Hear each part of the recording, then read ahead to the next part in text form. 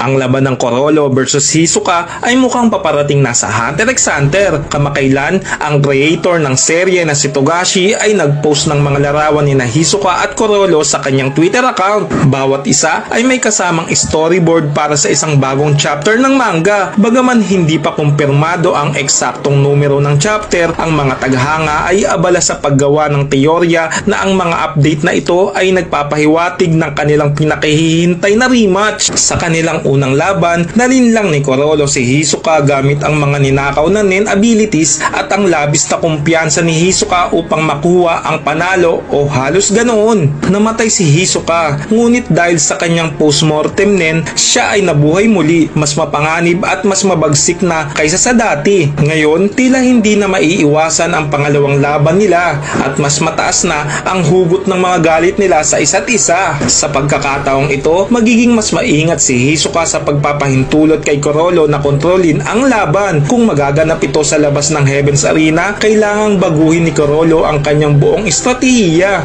dahil hindi na niya magagamit ang kanyang crowd-based tactics. Samantala, ang mga postmortem nen enhancement ni Hisoka kasama ang bungee gum na may parehong katangian ng goma at pandikit pati na rin ang kanyang rubber limbs ay maaaring magbigay sa kanya ng malaking kalamangan sa malapitan na labanan. Ngunit syempre, ang estratehikong pag